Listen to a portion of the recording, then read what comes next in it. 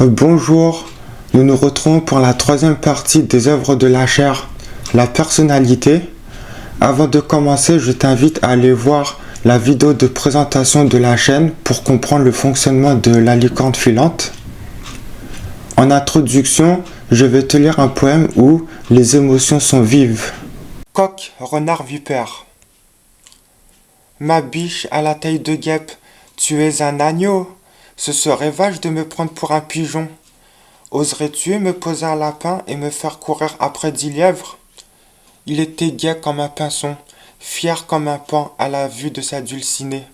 Et c'est peu dire, car ce coq avait un œil de lynx. Certes, tu as fait un travail de fourmi, mais ne monte pas sur tes grands chevaux. Quand tu as une faim de loup, tu manges comme un cochon. Tête de mule au caractère de chien, tu as une haleine de chacal, tu sens le bouc, tu as toujours un chat dans la gorge, tu es épais comme une limande, tu es lent comme un escargot, tu marches comme un canard et t'es un blaireau. Tu es têtu comme un âne parce que tu as une cervelle de moineau au lieu d'une mémoire d'éléphant. Qu'est-ce que tu fais avec une baleine comme moi? N'as-tu pas d'autre chat à fouetter? Va plutôt faire l'autruche, andouille. Quand on parle du loup, quel mal de chien pendant un temps de chien utile lorsqu'il entendit ces mots prononcés par sa tigresse. Bon sang, mais quelle mouche l'a piqué? Il se fit muet comme une carpe, la tournure de sa relation qui lui donna un froid de canard et la chair de poule le rendit chèvre. Il eut le cafard parce qu'il n'eut pas de chien à temps. Malgré que son cœur se fît canarder, il ne prit pas la mouche. Il y avait pourtant anguille sous roche. Ils étaient heureux comme des poissons dans l'eau, ils paraissaient comme des tourtereaux. Il ne faut pas mettre la charrue avant les bœufs. Tigresse myope comme une taupe et bavarde comme une pie. Ne te prends pas pour un chat, car tu ne retombes pas sur tes pattes. Le poisson mordu à l'hameçon et le piège fit mouche. Quelle peau de vache ce renard! Mais il est fait comme un rat. Voici l'annexe des animaux que j'ai cités durant ce poème, sans compter les doublons. Si tu n'avais pas la référence, ce poème fait allusion au jeu poule, renard, vipère, sauf que ici, la vipère mange le coq mange le renard et le renard mange la vipère. Alors que dans le jeu, la poule mange la vipère mange le renard et le renard mange la poule. Si je t'ai perdu dans le sens de la prédation, voici les schémas ci-dessous. Je ne sais pas pour toi, mais moi, quand j'étais petit, au centre de loisirs, j'avais eu l'occasion de jouer à ce jeu. Le problème est que j'oubliais toujours qui je devais manger et qui devait me manger. Ah, vraiment cette mémoire, quand est-ce que j'en aurai un jour? Peut-être quand les poules auront des dents.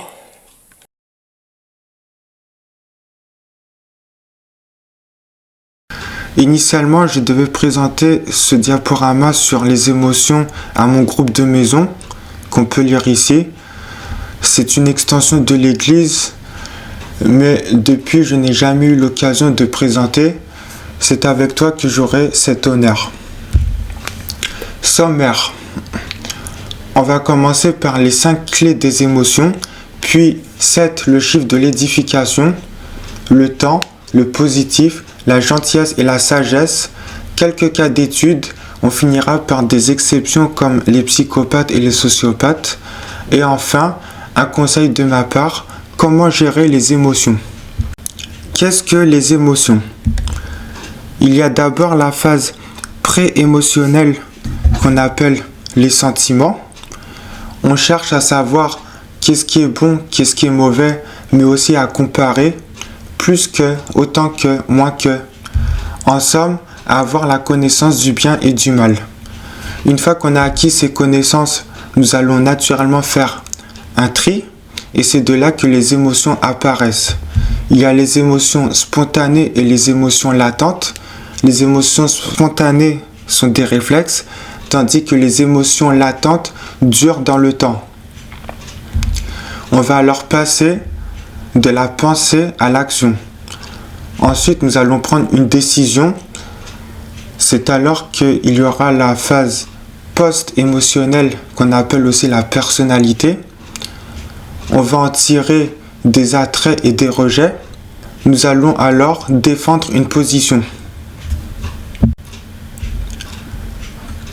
Émotion a pour origine le mot latin emovere qui veut dire mettre en mouvement. Les émotions se divisent en 3 parties, majoritairement l'environnement, géographique, social, politique et culturel. Ensuite, à environ un quart, la personnalité et l'autre quart, les externalités et le développement personnel. J'aime comparer l'émotion à un livre qui a un auteur, un registre, une perspective et un certain nombre de pages. Nous comprenons ce que nous lisons seulement si ces paramètres sont pris en compte. Nous restituons ainsi jusqu'à 3/4 des informations.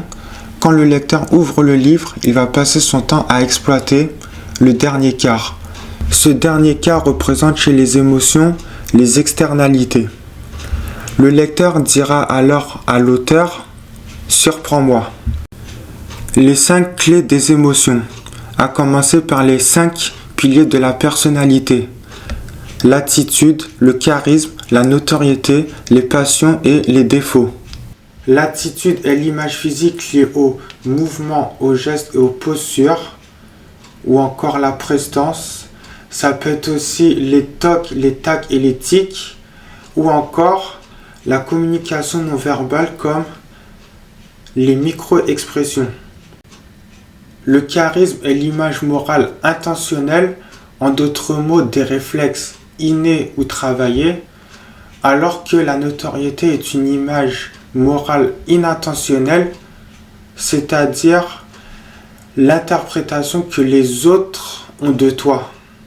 La passion est l'expression de notre amour à travers une souffrance qui fait appel à nos dons, nos qualités innées et nos talents, nos qualités travaillées. Les défauts, quant à eux, sont des tentations auxquelles nous ne pouvons pas résister. 4. Nature des émotions. La joie, la colère, la peur et la surprise. À l'origine, les émotions participent à la survie de l'espèce. La joie et la surprise sont des émotions positives, alors que la colère et la peur sont des émotions négatives. La joie et la colère sont des choses auxquelles nous nous attendons, alors que la surprise et la peur sont des choses auxquelles nous ne nous attendons pas. 3 acteurs, l'amour-propre, les relations et la spiritualité. J'ai noté aussi qu'il faut changer pour ne pas changer, c'est-à-dire que nous passons dans notre vie par des épreuves, des cycles et des saisons qui nous font changer à court terme. Sur le long terme, tout ceci finit par nous stabiliser et on se rend compte qu'au final, nous n'avons pas changé. 2 ennemis, les amplificateurs d'émotions. Il y a à ma gauche le confort qui est une addiction déguisée en liberté. À ma droite, la persuasion qui nous fait accepter ce que l'on déteste. Et quand bien même il n'y a rien que l'on puisse détester, la persuasion peut faire entrer en nous les regrets, les rejets et la honte. Voici différentes formes de persuasion. Il y a l'intuition et les complots qui s'arrêtent à la pensée, tandis que la séduction et la corruption sont le prolongement de ces 2 premiers et poussent à l'action. Il y a aussi le mensonge, l'endoctrinement, l'intimidation et l'adoration. Enfin, le crédit, qui est une unité non quantifiable de l'estime. En haut, il y a la première famille de péchés, l'orgueil. En bas, la deuxième famille de péchés, l'idolâtrie. Ce schéma nous fait comprendre que le crédit est très oscillant. Cela s'explique par des réajusteurs émotionnels. Je ne sais pas si ce sont les bons termes, mais bon. Il y a la timidité qui va de l'orgueil vers l'idolâtrie et la fierté qui va de l'idolâtrie vers l'orgueil. Ces réajusteurs émotionnels doivent nécessairement être considérés pour tendre vers la perfection. Instrumentaliser les émotions. 7. Le chiffre de l'édification. Les auteurs de la Bible ont tellement repris ce chiffre qu'il en est devenu symbolique. Aussi, dans la langue anglaise, on s'aperçoit que l'adolescence dure 7 ans, 13, 14, 15, 16, 17, 18, 19. L'adolescence est une période de notre vie où nous sommes le plus édifiés, mais c'est aussi à cette période où nous sommes le plus exposés au danger émotionnellement. Le positif comme arme de destruction. Premier point, grand classique, dire oui par complaisance.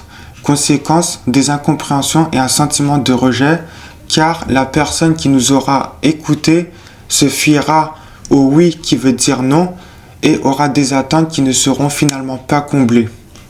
Deuxième point, montrer juste le meilleur de soi pour agrandir sa notoriété. Conséquence, de la dépression, de la frustration et une certaine forme de perfectionnisme.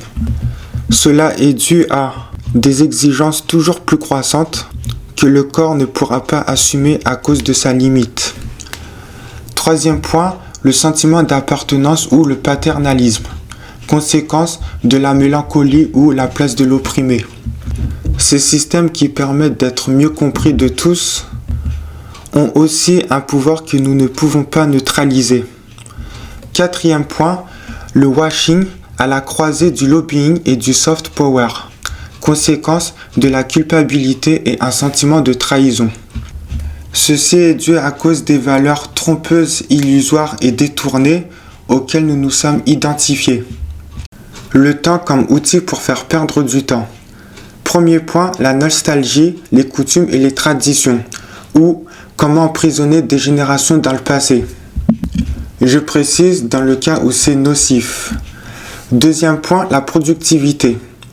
La procrastination a été diabolisée alors que c'est un moyen d'ajourner quelque chose de long afin de mieux pouvoir le faire. À ne pas confondre avec la lassitude, la paresse, la vanité et l'incrédulité. Troisième point, le divertissement, qui sont des distractions chronophages et des plaisirs immodérés. On peut aussi combiner ces trois points, c'est-à-dire qu'on peut augmenter la productivité pour passer plus de temps à se divertir, nourrissant ainsi des nostalgies, des coutumes et des traditions. Toujours dans le temps. Savoir situer le stade de quelqu'un dans un processus. Dans le passé, il y a les atouts et les contraintes. Chacune de notre ligne de départ n'est pas sur le même piédestal. Par exemple, -1 au départ.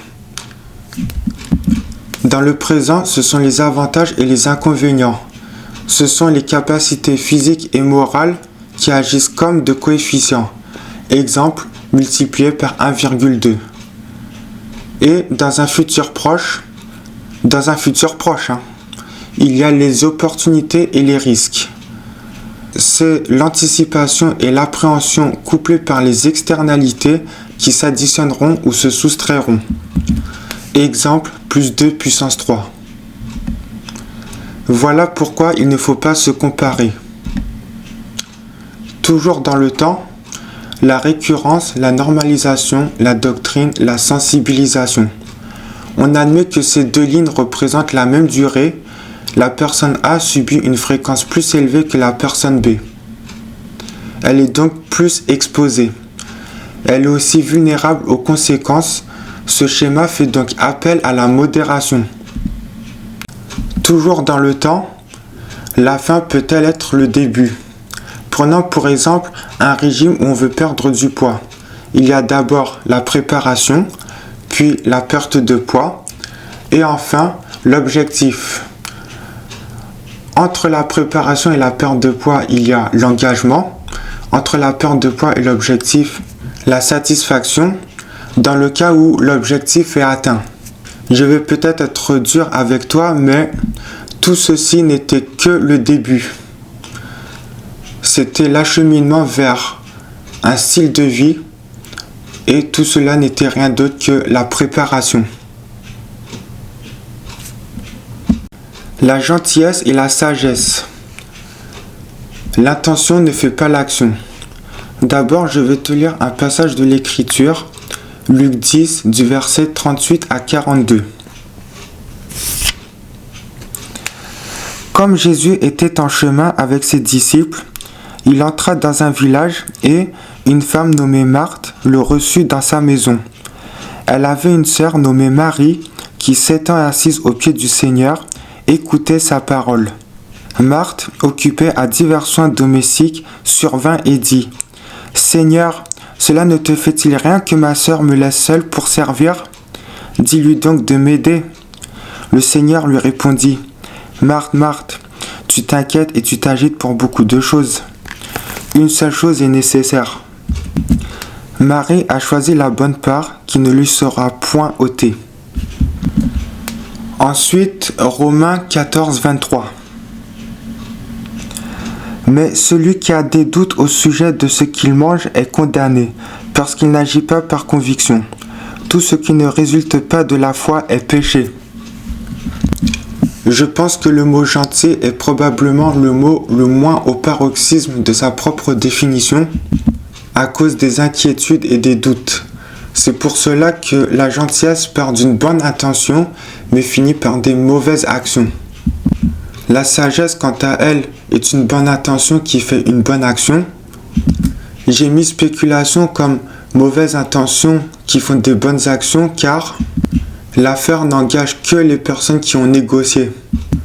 Souvent, les personnes qui n'ont rien à voir à cette affaire et qui sont innocentes en subissent les frais. Et puis la méchanceté est claire, c'est une mauvaise intention qui fait une mauvaise action. J'ajoute aussi au travers l'exemple de Job que se plaindre n'est pas incompatible avec la sagesse. L'émotion résulta de flux d'âme, et ainsi naquit les idées factices. Premier schéma, être possédé. Ici, on voit que le cercle noir s'est abandonné à lui-même pour se livrer au cercle blanc. Il s'est approprié l'âme d'une autre pour donner plus de sens à sa vie. Deuxième schéma, se fier à l'apparence. Laisse-moi t'expliquer. Le cercle blanc est d'une certaine façon, mais il se cache derrière son alter ego. Le cercle noir, lui, croira que le cercle blanc est comme le cercle en pointillé. En réalité, cette fausse image du cercle blanc sert de canal entre celui-ci et le cercle noir. Troisième schéma, la subordination. Il illustre quelques expressions comme être le cadet de nos soucis, vivre aux frais de la princesse, ou bien à qui profite le crime. Ici, le cercle blanc sait que le cercle noir ne pourra pas s'identifier à lui. Alors, il a fait appel au carré gris qui est devenu son alibi. Et le cercle noir croira que le cercle gris est l'auteur de toutes les actions qu'il fait. Les concepts, introduction. Si on demande à une femme, tu préfères être une vache ou une fleur? Que répondra-t-elle? Et pourquoi? Oui, ça fait beaucoup de questions. Je te donnerai plus d'explications à la fin de ce diaporama. Comment fonctionnent les concepts? Encore une fois, tout est divisé en trois parties. Il y a d'abord la méthode qui implique un savoir-faire, une organisation. Plus nous sommes efficaces et mieux nous sommes organisés. Et puis une méthode s'exprime soit par la démarcation, soit par le mimétisme. Les stratégies commerciales et les études de comportement utilisent le plus les méthodes. Ensuite, deuxième étape, le format. À commencer par une appellation, des signes distinctifs qui font l'identité même du concept, le temps qui est séparé par des horaires, des durées, et des étapes et des chapitres. Le format stabilise et standardise le quotidien de la cible. Troisième étape, des valeurs. On adopte certains comportements. Il y a certains principes qui sont régis par des récompenses et des interdictions. Et puis une échelle. On ne divulgue pas des valeurs selon si l'échelle est locale ou régionale ou internationale. Une valeur institutionnelle devient une norme ou une coutume. Les concepts sont à la fois très complexes et très précis. Il suffit de l'appeler pour savoir de quoi il en retourne exactement. Voici quelques exemples de concepts. Les émissions médiatiques, les firmes multinationales, l'enseignement public. C'est d'autant plus vrai avec la France où les pays colonisés savaient mieux la France que les Français eux-mêmes. La sécurité routière, la religion et les organisations non gouvernementales et les associations. Passons maintenant aux choses sérieuses, les cas d'étude. Cette diapositive résume ce que nous avons vu jusqu'alors, les 5 clés des émotions plus les flux d'âme qui ne sont pas représentés dans cette diapositive.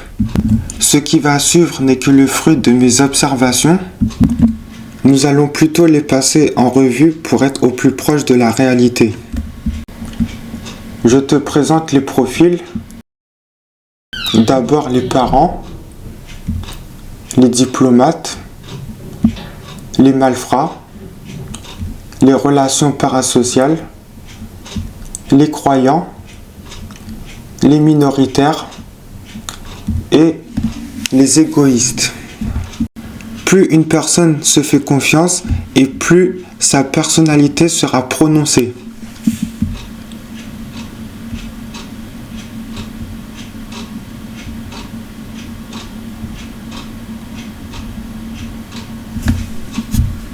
Plus les flux d'âme seront circulants entre présumés et cibles, plus les émotions seront stables.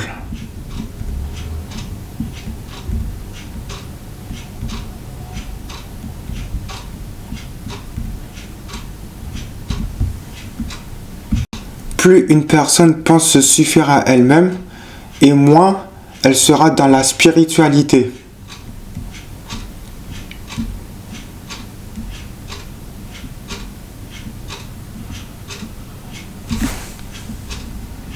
Plus une personne est espiègle pour sauver ses intérêts, plus il y aura d'amplificateurs d'émotions.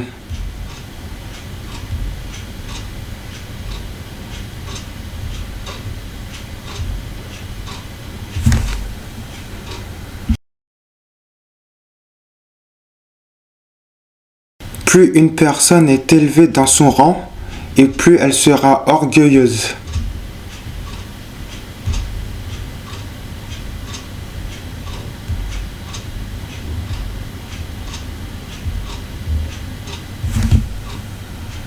Exception et conclusion.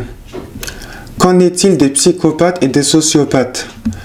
Contrairement à ce que l'on pourrait voir dans les films, non, ce ne sont pas des tueurs en série, pas nécessairement. Chez les psychopathes, il y a une absence partielle ou totale des émotions dues à la génétique. Ils éprouvent un désintérêt pour la survie de l'espèce. Tantôt chez les sociopathes, ils ont une hypersensibilité émotionnelle due notamment à l'environnement social, ce qui s'exprime par de l'impulsivité et de la bipolarité. Le stoïcisme est un courant grec du IVe siècle avant notre ère. C'est un comportement selon lequel le contrôle de soi est total. Ni les désirs ni la douleur ne supplantera la raison.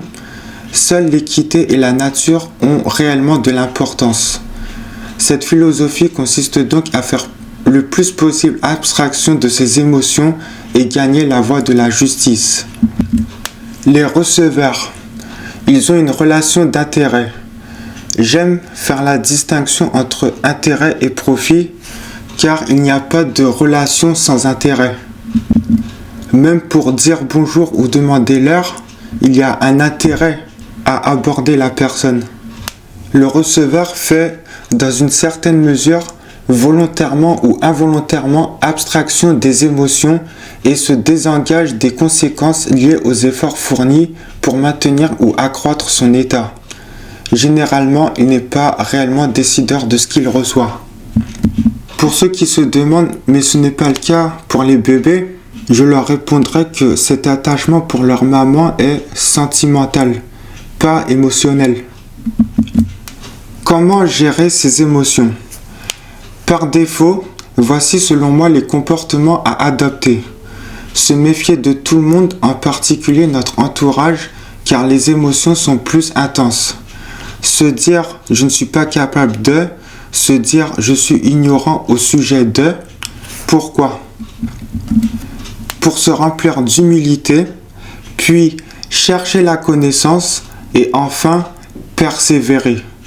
Ce système prévient de la persuasion et autres vulnérabilités. Merci d'avoir prêté attention à ce diaporama. J'espère que ces informations vont t'éclaircir sur certaines choses, que tu as eu des réponses à tes questions et au mieux que ça résolve des problèmes que tu rencontres.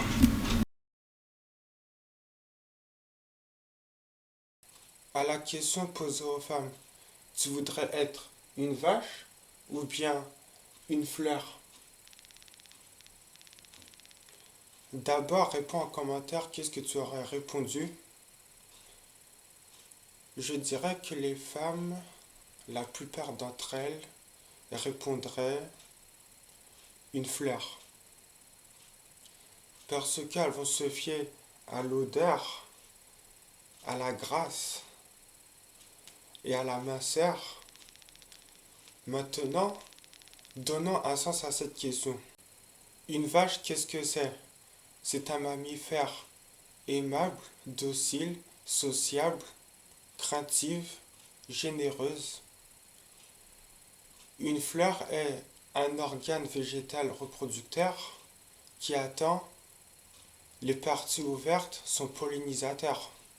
Après avoir fourni l'explication, certaines diraient « Tu me prends pour une prostituée ». D'autres diraient « Ah non, moi je préfère être une vache ». L'air vexé d'avoir en quelque sorte perdu. Certaines vont se défiler, d'autres vont rejeter la faute sur les autres, plutôt que d'avouer calmement qu'elles ont mis en priorité l'apparence plutôt que la personnalité.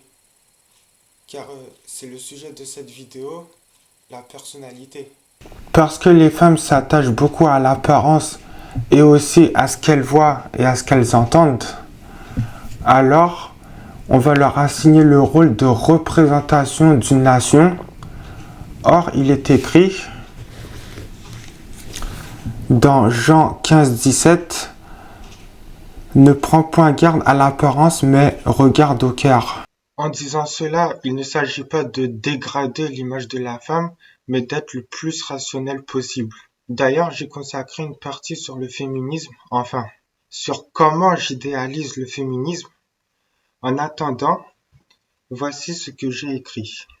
Ma chère, je veux voir tes cicatrices, tes boutons, tes rides, ton duvet sur tes bras, ton dos et tes jambes, tes vergetures, ta peau d'orange, tes bourrelets, ta morphologie asymétrique, tes pigments, ton cancer, ta tête au réveil, toi lors des menstruations. Peut-être bien que ce qui te déplaît chez toi sera un charme pour les autres. Ne te compare pas aux autres, mais entretiens-toi selon ta ossature, donc ton squelette, et la nature de tes poils. Si tu dois peser 87 kg, prends encore 3 kg, pourvu que l'on voit le collagène de ta peau ferme et brillant. Cela démontrera que tu ne te prostitues pas à la société, mais que tu t'aimes amplement, unique comme tu as été créé. Femme semblable aux perles, n'es-tu pas appelée à être pure et non malléable? Autrement, comment pourrait-on te polir afin de mériter ta place dans le collier de la justice et ainsi faire honneur à la personne qui la porte? Tu prendras soin de te garder de tomber, car on t'a sorti du côté obscur de la montagne. Vous voyez les pierres, perles, creusées dans la montagne. Nous l'avons jetée dans la mer, cette montagne, pour toi, car en retour de ta fidélité, nous devons te décharger des fardeaux et te faciliter la vie. Lorsqu'il y aura de la poussière, métaphore qui signifie les tracas, nous te choirons. Il y a aussi des consolations et prières dans Ésaïe 54. Et ainsi, j'ai revisité le livre des Cantiques. Pause.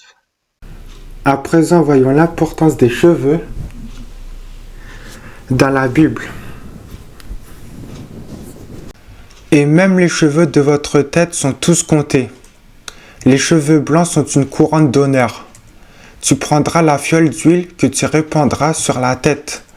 Ses cheveux étaient comme de la laine pure. Il laissera croître librement ses cheveux. Il prendra les cheveux de sa tête consacrée et il les mettra sur le feu qui est sous le sacrifice d'action de grâce. Il se rasait parce que sa chevelure lui pesait. Tu ne laisseras pas ses cheveux blancs descendre en paix dans les séjours des morts. Femme de Sion. Concernant les femmes de Sion, dans le livre d'Ésaïe chapitre 3, Dieu veut ôter les cheveux de leur tête pour que les derniers soient les premiers et que les premiers soient les derniers. Parmi les derniers, il y a la femme pécheresse pardonnée par Jésus dans Luc 7. Cette scène est très intéressante parce qu'elle a été jugée par un pharisien au moment où elle a oint Jésus avec ses cheveux d'un parfum d'un grand prix.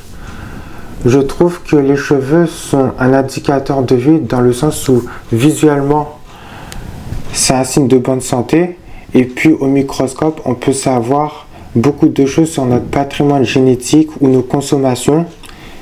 Par conséquent, c'est une des scènes les plus confessionnelles de la Bible. Parlons maintenant du maquillage. La Bible ne dit pas s'il est bon ou s'il est mauvais d'en mettre. Commençons par Esther où elle en a probablement mis si on se fie au mot toilette, mais c'était surtout pour plaire à Mardoché. La jeune fille lui plut et trouva grâce devant lui. Il s'empressa de lui fournir les choses nécessaires pour sa toilette et pour sa subsistance, ce qui était prescrit aux femmes. En dehors de cette prescription, elle devait sûrement ne pas se tarabiscoter, voire même modérer à l'occasion. Mais d'ailleurs, Esther n'a-t-elle pas les traits de la femme vertueuse que l'on trouve dans Proverbe 31, où il est aussi écrit « La grâce est trompeuse et la beauté est vaine ». Le maquillage a aussi une connotation péjorative dans la Bible. J'ai relevé quelques passages.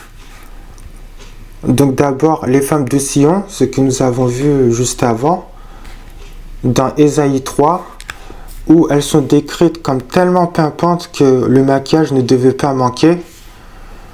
Dans 2 Rois 9, si tu as vu les œuvres de la chair 1, à ton avis c'est Jézabel qui a mis du fard aux yeux, se para la tête et regarda par la fenêtre.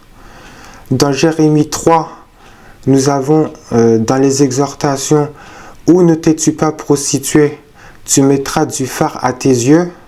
Et puis dans Ézéchiel, à la ruine de Jérusalem, pour eux tu t'es levé, tu as mis du fard à tes yeux.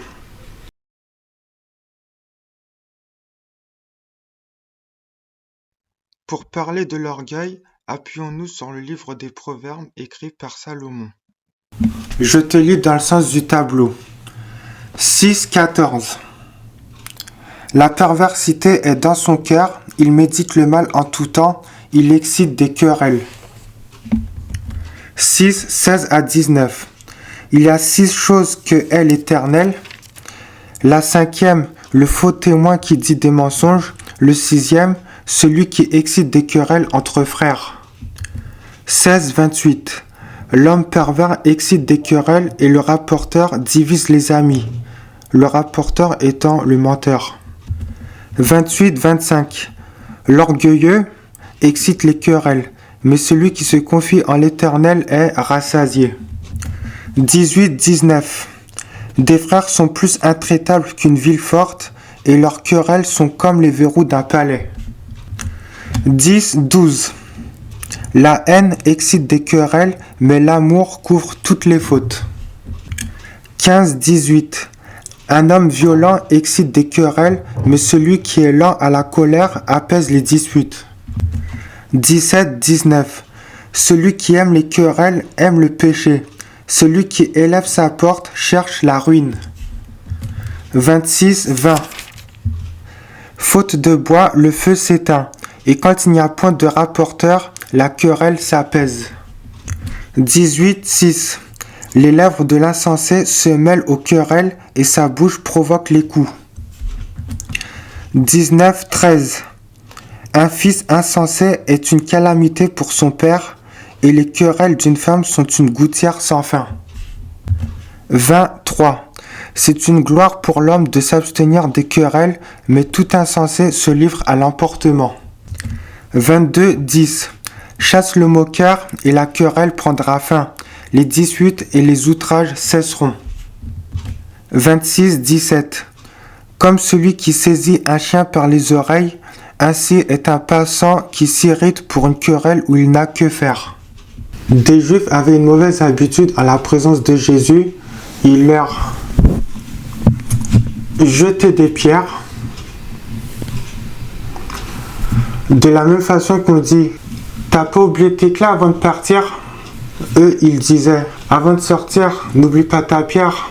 On sait jamais si tu as envie d'enflammer ta colère. » Persuadés de chasser les démons, ils ne faisaient en réalité que blasphémer. Les pharisiens et les sadducéens sont aussi des personnes qui sèment les querelles, mais sous le registre de la satire. Et de même pour les scribes, des maîtres qui sont censés faire appliquer la loi plutôt que de fidéliser les croyants pour leur propre gloire. Jésus leur dit que celui d'entre vous qui est sans péché jette la pierre contre elle. Oui, ce sont encore des pierres. C'est quoi ce délire avec ces pierres? Pour reprendre certains personnages cités dans le premier chapitre des œuvres de la chair, il y a Absalom qui a cherché à s'octroyer un pouvoir en fidélisant des passants. Soulignons que l'irritation envers Amon n'a jamais cessé de s'exciter. Et puis, il cherche sans arrêt à fuir plutôt que de chercher l'amour, l'apaisement et la gloire. Et puis Jézabel, oui encore et toujours elle, qui n'a pas été d'une aide semblable selon Dieu pour Achab, puisque elle ne l'a pas sauvé des péchés de Jéroboam, mais plus elle l'a invité à servir Baal.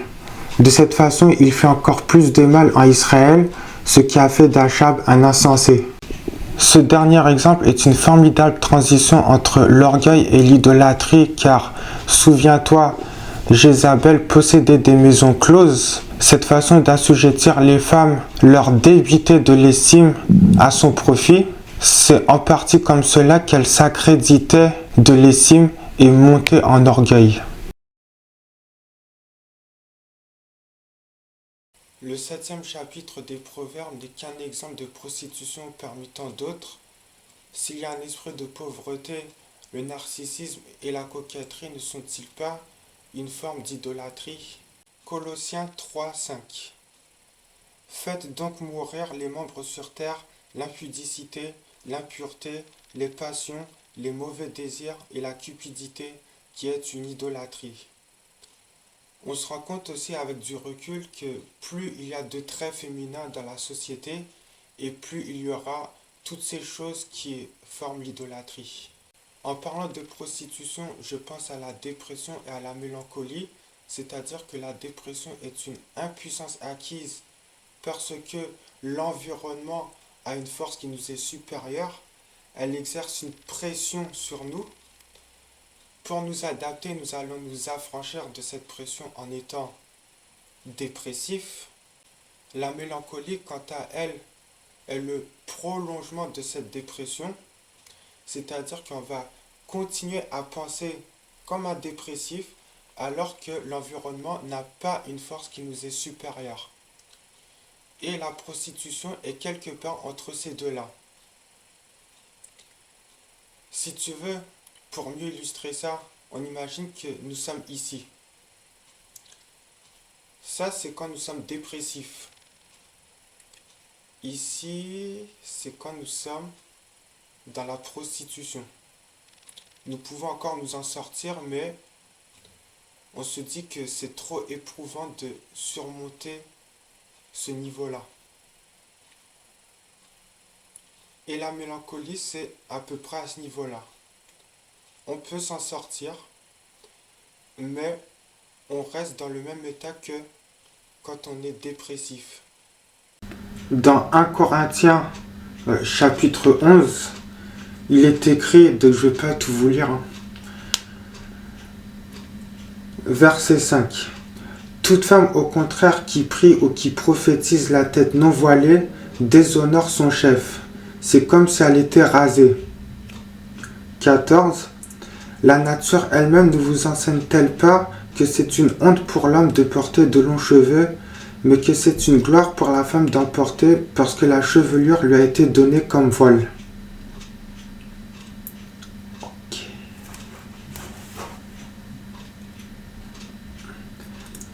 D'un côté, il est marqué au verset 16, « Si quelqu'un se plaît à contester, nous n'avons pas cette habitude, non plus que les églises de Dieu. » Mais au verset 1, il est marqué « Soyez mes imitateurs ».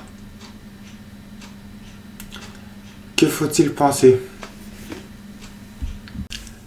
D'autant plus qu'il y a un code d'Hammurabi qui dit que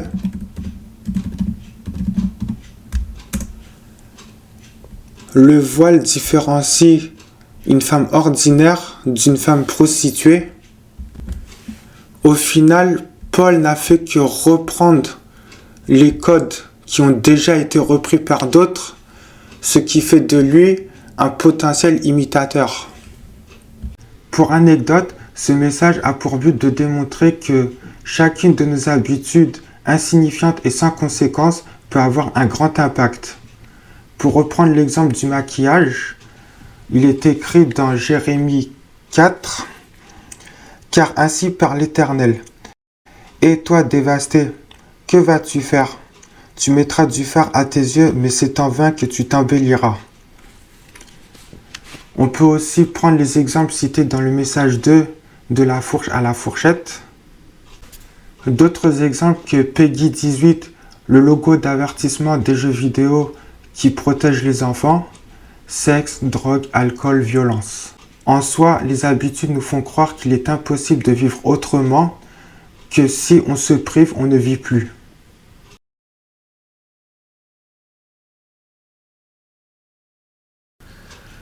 Le féminisme est un mouvement qui a été démocratisé lorsque les femmes ont obtenu des droits similaires aux hommes. Ainsi, elles sont libres d'expression, d'exercice et de pouvoir de façon indépendante. Un mouvement de bonne intention que j'apprécie dans cette optique-là. Mais sais-tu ce que je n'aime pas dans le féminisme? La liberté a été largement pervertie et est utilisée pour orchestrer la société dans le commerce, l'industrie et dans la vie privée en exploitant le corps comme un argument de vente. De nos jours, beaucoup de femmes cherchent la liberté. Certaines vont en faire un combat car elles accumulent moralement plusieurs siècles d'inégalité sur une courte période, leur vie, d'où de fortes émotions. Ces femmes consacrent du temps et de l'argent, or la liberté ne se marchande pas mais est une gloire, autant que la paix, le repos et le sommeil doux comme le témoigne le livre Exode. Ce comportement, de façon excessive, est néfaste. Lorsque vous étiez esclave du péché, vous étiez libre à l'égard de la justice, car la fin de ces choses, c'est la mort. C'est pourquoi, frères, nous ne sommes pas enfants de l'esclave, mais de la femme libre. Frères, vous avez été appelés à la liberté, seulement ne faites pas de cette liberté un prétexte de vivre selon la chair, mais rendez-vous par la charité, serviteurs les uns des autres. Mais si tu peux devenir libre, profites-en plutôt, sachant que chacun recevra du Seigneur selon ce qu'il aura fait de bien, qu'ils connaissent le jugement de Dieu. Je trouve que la Bible a été davantage écrite pour les hommes que pour les femmes. Aussi, il y a un évangile écrit par Marie de Magdala, qui a été découvert au XIXe siècle, mais il est apocryphe et gnostique. Quelques passages de la Bible lugubres où les femmes sont citées. Lot, la femme transformée en statue de sel après avoir désobéi. Relation incestueuse dans l'ivresse. Vierge qui sert d'appât pour sauver une auberge. Judas et Tamar l'imposteur. Dalila l'infidèle et égoïste. Femme d'Uri qui commet un adultère avec David. Et d'autres passages de la Bible où les femmes sont valorisées.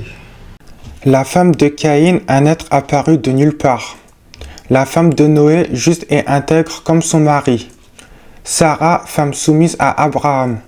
Rebecca, bonne servante et femme d'Isaac, attachée à Dieu.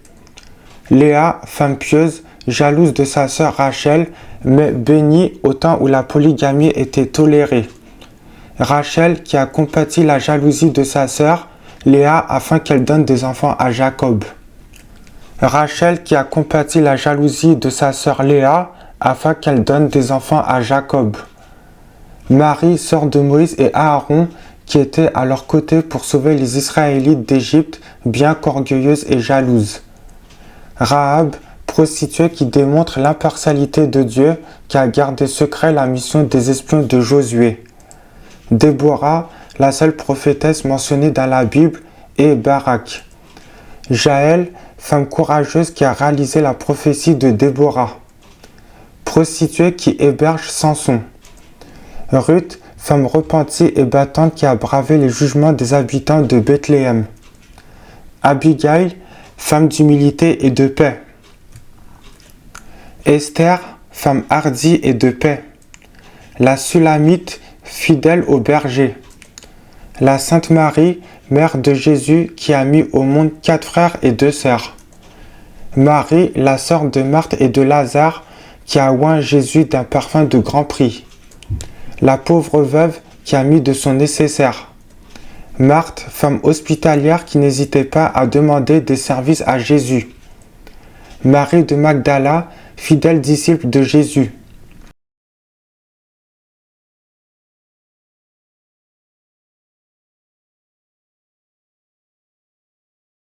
Hey, ramène ta fraise, on va donner des patates, on va se fendre la foire, on aura la banane. Oh purée, vous êtes haut comme 3 pommes et vous me prenez pour une prune. Gardez la pêche. Quand on sera dans les choux, ce sera la fin des haricots et là, les carottes seront cuites. Ne fais pas le tonton.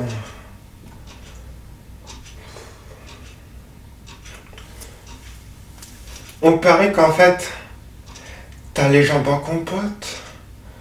Tu veux savoir la cerise sur le gâteau? On pourra mettre du beurre dans les épinards. Ne me racontez pas de salade.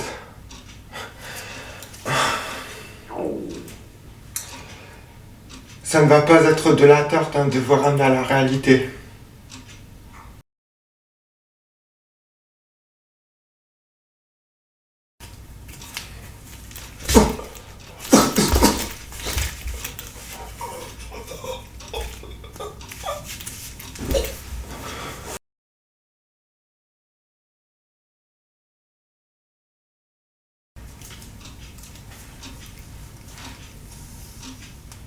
Où suis-je?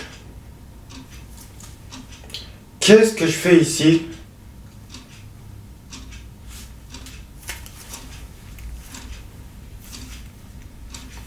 Eh mais, je te reconnais toi!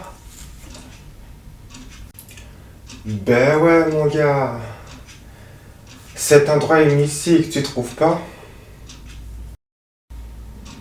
Ah oui? Pourquoi? J'ai décidé de faire la paix avec mon rival. Non, jure! J'attendais l'affrontement en plus. Et devant tes vannes sur un net, j'étais plié en 4. Eh gars, je t'assure. Et puis à tous ceux qui ont essayé de me faire de l'ombre. Tu mens. Dis la vérité. Ici, je t'ai dit, on est au milieu de nulle part. On a juste envie de se repentir. Ici, frère, on plane. Mais alors, c'est le paradis ici. Ah ouais? Comment tu sais?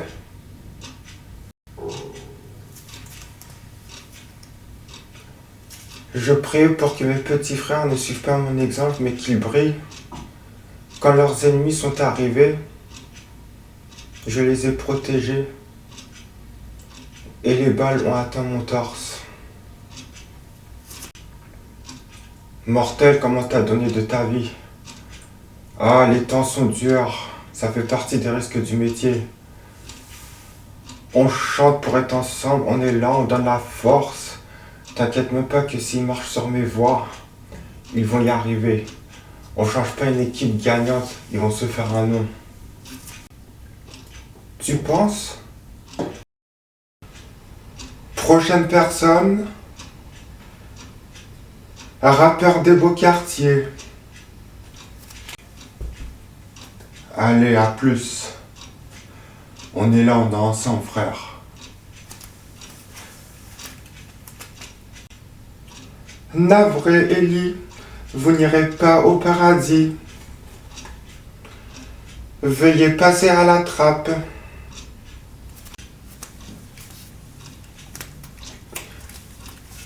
C'est le bouillon ici.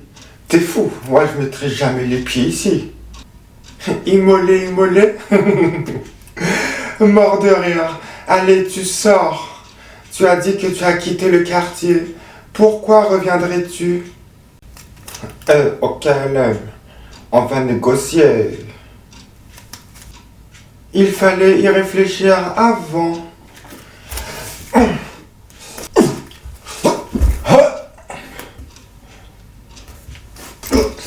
Ah, lâche mon pied. Lâche mon pied, te dis-je. Je n'ai d'art à recevoir que de Dieu.